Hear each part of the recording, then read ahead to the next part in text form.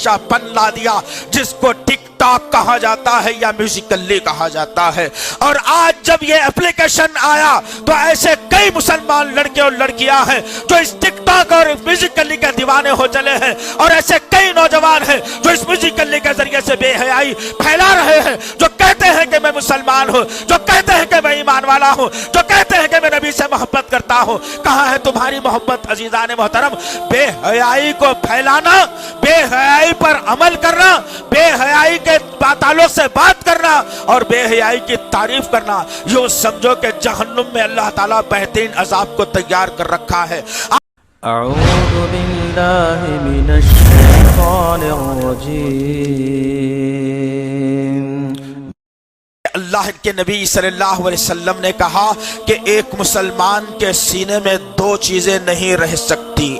صحابہ نے پوچھا یا رسول اللہ بتائیے تو صحیح کہ وہ دو چیزیں کیا ہیں جو ایک مومن مسلمان کے دل میں نہیں رہ سکتی؟ تو اللہ کے نبی صلی اللہ علیہ وسلم نے کہا بے حیائی اور ایمان، یہ دو مسلمان ایمان کے والے کے سینے میں نہیں رہ سکتے۔ یا اس کے دل کے اندر بے ایمانی رہے گی، بے حیائی رہے گی، یا پھر ایمان رہے گا۔ جس کے سینے میں ایمان ہے اس کے پاس بے حیائی نہیں رہے گی، جس کے پاس بے حیائی ہے اس کے پاس جو ہے نا پھر ایمان نہیں رہے گا۔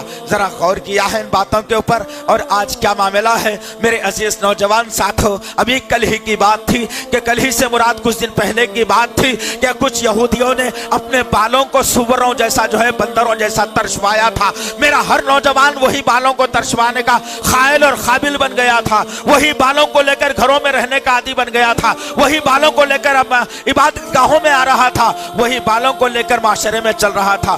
وہ معاملہ جب ختم ہوا، اس معاملے کے اوپر ایمان والوں نے انگلی اٹھائی تو ظالموں نے اس معاملے کو وہاں رفع دفع کر دیا اور امت کے درمیان میں ایک فاحشہ پن لا دیا جس کو ٹک ٹاک کہا جاتا ہے یا میوزیکلی کہا جاتا ہے۔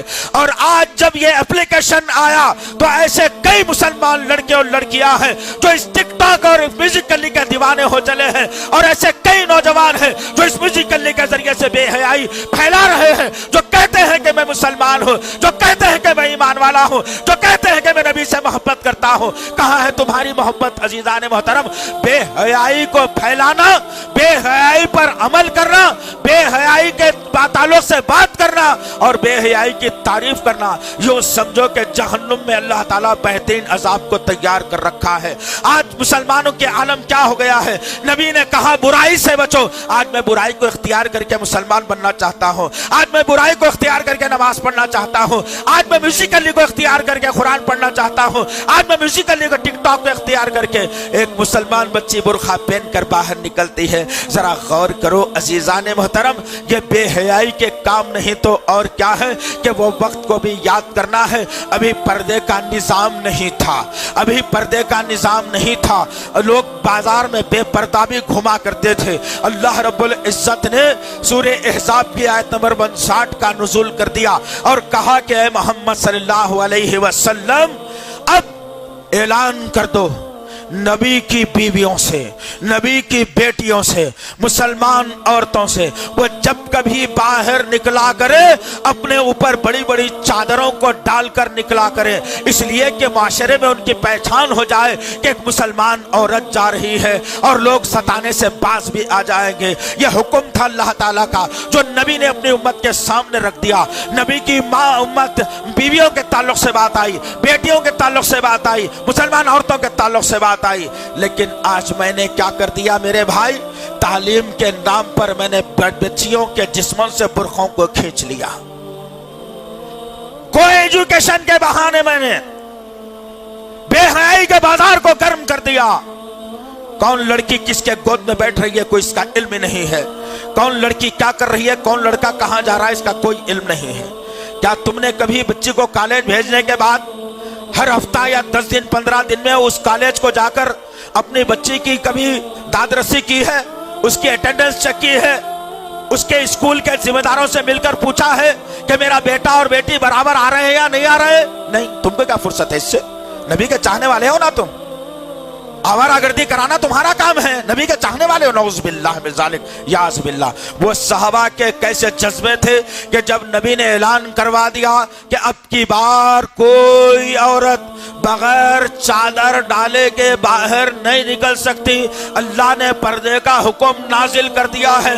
नबी की बीवियों पर भी, नबी की बेटियों पर भी, मुसलमान औरतों पर भी, तमाम के तमाम लोगों पर पर्दे का हुक्म नाफिज हो गया है।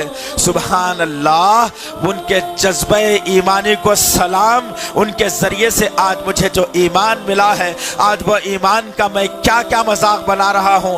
वो जो औरतें थी, जब बाजार में फिरने वाली औरत जिसको पता नहीं था, कुछ खरीदो फरोख्त के निकले वाली सहाबिया जिसको मालूम नहीं था कि पर्दे का हुक्म नाजिल होने वाला है, अब जैसे ही हुक्म मिला, एक सहाबिया है जो अपने दुपट्टे को लेकर अपने सर पर ढांक कर जमीन की तरफ लपक जाती है और अपना चेहरा जमीन पर छुपा लेती है। उसका बेटा खड़ा हुआ तमाशा देख रहा है, पूछ रहा है माँ क्या हुआ, कोई तकलीफ हो गई, गिर गई हो क्या? माँ ने पलट कर जवाब दिया, ऐ मेरी माँ बहनों, तुम अपनी बच्चियों को बेपर्दा निकलने से बचा लो। उनकी अजमत को देखो, उनकी अजमत के जरिए से अल्लाह ने उन्हें जन्नत का मुकाम बढ़ा दिया, जन्नती देने का वादा उन्हें कर लिया। वो माँ कहती है बेटा तूने सुना नहीं कि नबी का हुक्म आया है कि औरतों को पर्दा करना चाहिए? बेटे ने मासूमियत में कहा अम्मी जान, अभी तो घर से निकले हैं, साथ में पर्दा भी तो नहीं है, हमें पता नहीं था कि ये पर्दे का निजाम आने वाला है, हमें इसका गुमान नहीं था, घर जाएंगे पर्दा करके फिर आएंगे। उस ईमान वाली माँ ने बेटे को धुतकार कर कहा, बेटा मैं इसी हाल में जमीन पर लेटी रहूंगी, अपना चेहरा अब मैं किसी को नहीं बता सकती, तो दौड़ता हुआ घर को जा, एक बड़ी चादर लेकर के आ, वो चादर मैं अपने सर पर डालकर अपने सर को मैं उठाऊंगी।